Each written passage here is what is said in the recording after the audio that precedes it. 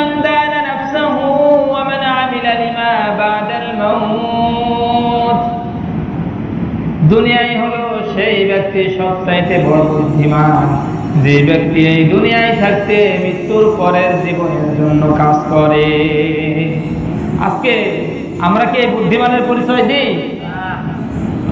দুনিয়ায় থাকতে কিভাবে গাড়ি বাড়ি করতে হবে, কিভাবে ছেলে সন্তানদেরকে বড় বড় উচ্চ পদস্থ জায়গায় প্রতিষ্ঠিত করতে হবে, এই চিন্তা আছে না নেই? কিন্তু কখনো ঘুমানোর সময় সারাটি দিন 24 ঘন্টা চলে যায়, একটা সেকেন্ডের সময়, একটা মুহূর্তের জন্য ভাবে না যে মরণের পরে আমার জায়গাটা কোথায় হবে। আজকে এই দুনিয়াতে আমি এসেছিলাম, যখন এসেছি একেবারেই খালি হাতে এসেছি। এখন যে পোশাক আমরা শরীরের মধ্যে আছে, এই পোশাক আমাদের ছিল না। এখন দামি দামি যে সেট, যে ঘড়ি যেগুলো আমরা ব্যবহার করি, এইগুলো আমাদের সঙ্গে ছিল না। দামি দামি যে মোবাইল সেট ব্যবহার করি, এইগুলাও ছিল না। ছিল? এত কিছুই ছিল না। দুনিয়ায় যখন আমি আসি তখন আমার কোনো দুনিয়াবি চিন্তাও ছিল না। দুনিয়ায় যখন এসেছিলাম একেবারেই খালি হাতে এসেছিলাম। এখানে এসে দালান কোঠা, বড় বড় বাড়ি, বড় বড় গাড়ি সব কিছু তৈরি করেছি। অন্যায় করে হোক, আবার বেঅন্যায় ভাবে, হালাল ভাবে হোক, যে কোনো ভাবে তৈরি করেছে। কিন্তু যখন আমি আপনি মারা যাব, এই সমস্ত কিছুকে ফেলে আবার যখন প্রথমে এসেছিলাম যেভাবে, সেইভাবে খালি হাতে দুনিয়া থেকে বিদায় নিতে হবে, ঠিক কিনা? আজকে আমি আপনি কোন জিনিসের পিছনে ছুটছে? আজকে যেই সময় একটু চিন্তা করেন, হাল আতা আলাল ইনসানি হিনুম মিনাদ দাহর, আল্লাহ রাব্বুল আলামিন বলছেন যে মানুষ, তোমার জীবনে এমন সময় কি ছিল না যে তুমি একজন যে মানুষ, দুনিয়াতে এখন যে প্রতিষ্ঠিত একজন ব্যক্তি, তোমার নাম ডাক আছে, কর্তৃত্ব ক্ষমতা আছে, এমন একটা সময় তোমার জীবনেও ছিল যে তোমাকে এই দুনিয়ার মানুষ চিনত না, তুমি কিছুই ছিলে না। এমন সময় আমাদের জীবনে ছিল কি ছিল না? আবার এমন একটা সময় আসবে যখন আমি আপনি মারা যাব, তখন মানুষ বলবে না অমুক নেতা মারা গিয়েছে, বলবে অমুকের লাশ, বলবে কি বলবে না? যখন আমাকে আপনাকে কবরে নিয়ে যাবে, বলবে না অমুক জায়গা, অমুক বড় বড় মানুষ, অমুক বড় পদস্থ কর্মকর্তা ছিলেন, কিছুই বলবে না। শুধুমাত্র নাম ধরে বলবে অমুকের লাশ অথবা অমুকের ছেলের লাশ, ঠিক না? আপনি এইভাবেই যাবেন দুনিয়াতে, শুধুমাত্র সেইগুলাই দুনিয়াতে থেকে যাবে। আপনি এই মুখ দিয়ে, এই জবান দিয়ে দুনিয়াতে কি কথা বলে গিয়েছেন, মানুষের সঙ্গে কি আচরণ করে গিয়েছেন, ইসলামের পক্ষে কতটুকু কথা বলেছেন, ইসলামের বিপক্ষে কতটুকু কথা বলেছেন, কতটুকু কাজ করেছেন, এইগুলাই থেকে যাবে, ঠিক না? এই জন্য আল্লাহ রাব্বুল আলামিন আমাদেরকে জানিয়ে দিয়েছেন, তোমরা যেহেতু মরবে, তোমরা যেহেতু আমার কাছে আসবে, আর জান্নাতে যাওয়ার আশা যেহেতু তোমরা পোষণ করো, সুতরাং তোমরা জেনে রাখো আমি আল্লাহ সুবহানাহু ওয়া তাআলা ইন্নাদ দীনা ইনদাল্লাহিল ইসলাম, শুধুমাত্র একটা দিন, একটা জীবন ব্যবস্থা, একটা আইন, একটা বিধান তোমাদেরকে দিয়েছি, আর এটা হলো আমার মনোনীত ধর্ম ইসলাম, ঠিক না? কিয়ামতের ওই কঠিন দিনে শুধুমাত্র একটা ধর্ম আল্লাহ রাব্বুল আলামিন মানুষের কাছ থেকে গ্রহণ করবেন, সেটার নাম কি? সেইটার নাম হলো ইসলাম। আর এই ইসলামকে এই সমাজ থেকে, এই রাষ্ট্র থেকে মুছে ফেলার জন্য এক শ্রেণীর লোকজন কাজ করছে, কি করছে না? আছে কি নাই? আছে। মুসলমান দাবি করে নিজেদেরকে, অথচ যেই দেশে 90% মানুষ মুসলমান, সেই দেশে ইসলাম রাষ্ট্র ধর্ম থাক, এটা চাই না, সে কি মুসলমান হতে পারে? আমরা তার জন্য আল্লাহর কাছে হেদায়েতের দোয়া করি, আল্লাহ তাকে সুবুদ্ধি দান করুক, বলুন আমিন। আর যদি হেদায়েত কপালে নসিব না থাকে, আপনি যে ইসলাম চান না, কিয়ামতের ওই কঠিন দিনেও যেন আপনার কপালে ইসলাম নসিব না হয়, ঠিক না? দুনিয়ায় থাকতে ইসলাম ভালো লাগে না, ইসলামকে ভালোবাসো না, আর মরণের সময় যখন মরে যাবা, হাফেজ সাহেব নিয়ে আসবা, বড় বড় আলেম নিয়ে এসে দোয়া কালমা, দোয়া ইউনুস পড়বা, এতে করে তোমার জান্নাত হবে না। মরণের পরে কবরে যখন নামাবে, সেই সময় কি করবে? আগুন ধরিয়ে পুড়িয়ে দিবে? মরণের পরে, নাকি নদীতে ভাসিয়ে দিবে? ইসলাম দুনিয়ায় থাকতে আপনি চান না, অথচ এটা আশা করেন যে মরণের পরে আমার নামেও যেন বলা হয় বিসমিল্লাহি ওয়া আলা মিল্লাতি রাসূলিল্লাহ, ঠিক কিনা? আজকে এই চিন্তা চেতনা নিয়ে আপনি চলাফেরা করেন আর মানুষের মাঝে প্রচার করেন যে রাষ্ট্র ধর্ম ইসলাম আমরা চাই না, এটা বাদ দেওয়ার জন্য আমরা হাইকোর্টে রিট করব, সংসদে বিল পাস করব। এই চিন্তা যদি আপনার এতই থাকে, বুকে যদি সাহস এতই থাকে, আপনি বলেন যে আমি ইসলাম থেকে নিজেকে খারিজ করে নিলাম, বলতে পারবেন? আপনি মানুষদের সামনে বলে দিন আমি যদি মারা যাই তাহলে আমাকে যেন চিতায় জ্বালানো হয়, মুসলমানদের মতো করে যেন আমাকে কবরে শোয়ানো না হয়। বলুন, এই কথা বলার ক্ষমতা কি আছে?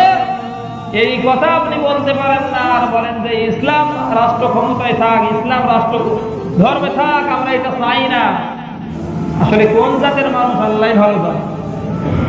যখন নতুন নতুন ক্ষমতায় আসে, এইরকম আমাদের মতো পাঞ্জাবি পরে টুপি পরে বড় বড় নরম নরম কথা বলে কি বলে না? ক্ষমতায় আসার পূর্বেও বলে। আবার যখন ক্ষমতা একটু বেড়ে যায়, স্থায়িত্ব যখন হয়, সময় যখন বেড়ে যায়, দেখা যায় যে আমাদের বিপক্ষে কথা বলা মানুষ তো এখন আর নাই। যারাই কথা বলবে তাদেরকেই তো আমরা দৌড়ে মুসকে দিচ্ছি, কারাগারে নির্যাতন করছি, ভরে দিচ্ছি। সুতরাং এখন আমাদের বিরুদ্ধে কথা বলে কেউ টিকতে পারবে না। তখনই আপনি ইসলামের বিপক্ষে কথা বলেন, আসতে না রে? কিন্তু ওই জায়গায় বসার আগে কিন্তু ইসলাম নিয়ে আসতে হয়, ঠিক কিনা? এ যাবৎ পর্যন্ত যা কিছু ঘটেছে আপনারা সাক্ষী আছেন। যখন কোন ব্যক্তি আপনাদের সামনে আসে, সে যে দলই করুক, দোহাই দেয় কিসের? আল্লাহর দোহাই দেয়, কোরআনের দোহাই দেয়। দেখবেন যে মাথায় টুপি আছে, গায়ে পাঞ্জাবি আছে কি নাই? এই সবগুলা বলে বলে বেশ ধরে ধরে ইসলামের কথা বলে বলে ক্ষমতার চেয়ারটা যখন পায়, তখন পাঞ্জাবি খুলে ফেলে, টুপি খুলে ফেলে, দাড়ি চেঁচে ফেলে। ইসলামের বিপক্ষে তখন কথা বলা শুরু হয়ে যায় কি যায় না?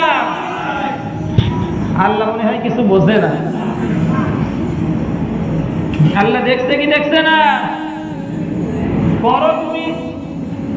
প্রথম কথা এইগুলো হচ্ছে মুনাফিকের 1 নম্বর আলামত। কি বলেন তো? আয়াতুল মুনাফিকি সালাসা। রাসূল কারীম সাল্লাল্লাহু আলাইহি ওয়াসাল্লাম বলেছেন মুনাফিকের আলামত হলো 3টা। কয়টা? ইযা হাদাসা কাযিবা, যখন সে কথা বলে সঙ্গে সঙ্গে মিথ্যা কথা বলে। ওয়া ইযা ওয়াদা আকলাফা, যখন সে ওয়াদা করে সে ওয়াদা খেলাফ করে। ওয়া ইযা উতুমিনা খানা, আর যখন সেই ব্যক্তি আমানত তার কাছে পেয়ে যায়, সেই আমানতের খেয়ানত করে। এটা কিসের আলামত? আর এই আলামতগুলো যাদের আছে তারা একটু শুনে রাখো। ইন্নাল মুনাফিকিনা ফিদ দারকিল আসফালি মিনান নার, নিশ্চয় মুনাফিকের আবাসস্থল হলো জাহান্নামের সর্বনিচে। মুনাফিক থাকবে কোথায়? উপরে থাকলে ওঠার সম্ভাবনা বেশি, নিচে থাকলে সম্ভাবনা কম না বেশি?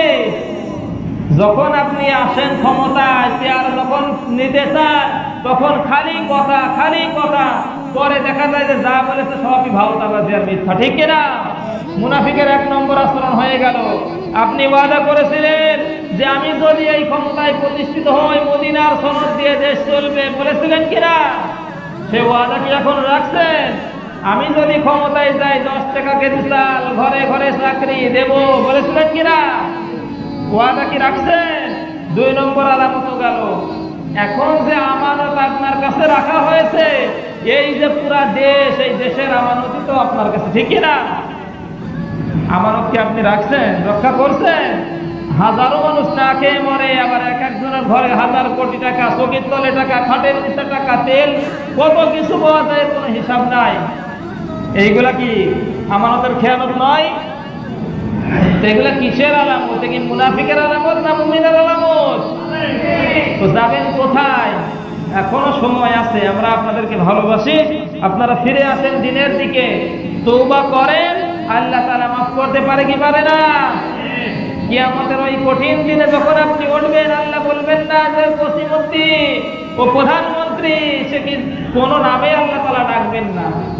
আল্লাহর কাছে সেই দিন কোনো পাওয়ার, কোনো শ্রেণী বিন্যাস কি থাকবে? কিছুই থাকবে না। আমি আপনি কোথায় আছি? আজকে যে কোন মানুষের কথাই বলেন, যারা একেবারে ভিত ইসলামের নয়, এমন মানুষ যারা ইসলামের কথা বলে বলে উপরে ওঠে, পরে যাবার পরে আবার ইসলামের শিকড় কাটার জন্য সর্বাত্মক প্রচেষ্টা করে কি করে না? আল্লাহ তাআলা তাদেরকেই বলছেন ইউরিদুনা লিইউতফিউ নূরাল্লাহি বিআফওয়াহিহিম, ও যতই চেষ্টা করো আমার এই নূরকে নিভিয়ে দেবার জন্য, ইসলাম নামক আলোটাকে দুনিয়া থেকে বিদায় করার জন্য যতই প্রচেষ্টা তোমরা করো না কেন, আমি আল্লাহ তাআলা এই আলোকে প্রজ্বলিত করব, রাষ্ট্র ক্ষমতায় ইসলামকে প্রতিষ্ঠিত করবই, তাতে করে তোমাদের গায়ে যতই জ্বালা পোড়া ধরে যাক না কেন। করবেন কে?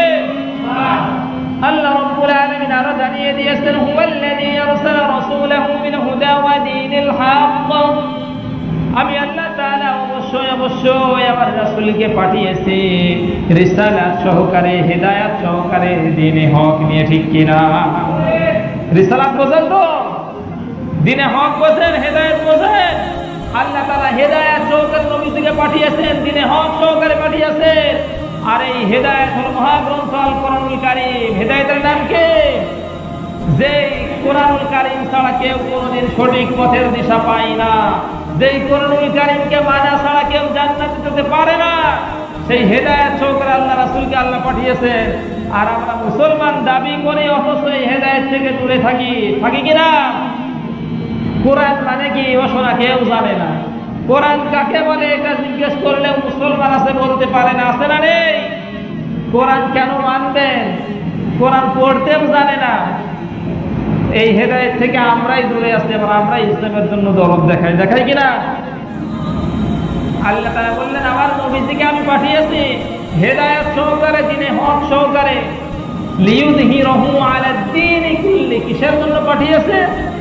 দুনিয়াতে যত দিন আছে, যত মতাদর্শ আছে, যত রকম মানব সৃষ্ট মতবাদ আছে, সমস্ত মতবাদের উপরে, সমস্ত ধর্মের উপরে, সমস্ত বিধানের উপরে আমার দ্বীনকে প্রতিষ্ঠিত করার জন্যই আমি আমার নবীজিকে দ্বীনে হক এবং হেদায়েত সহকারে পাঠিয়েছি, ঠিক কিনা?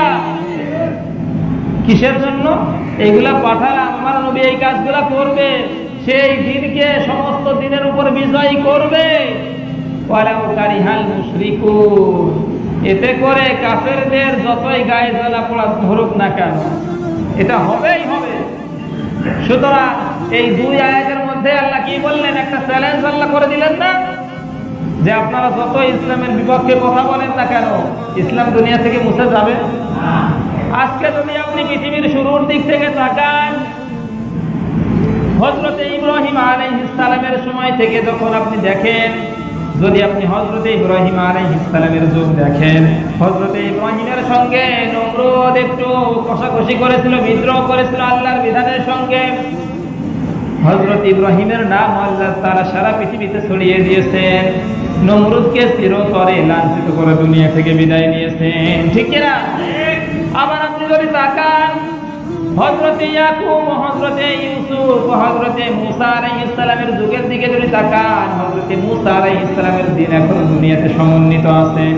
সারা পৃথিবীর হাজারো মানুষ হযরত মুসা আলাইহিস সালামকে সম্মান করেন, কিন্তু ওই ফিরাউন যে মুসার বিরুদ্ধে গিয়েছিল, আল্লাহ তাআলার বিধানের বিরুদ্ধে গিয়েছিল, ওই ফিরাউনকে আল্লাহ তাআলা লোহিত সাগরে ডুবিয়ে মেরেছেন, ঠিক কিনা?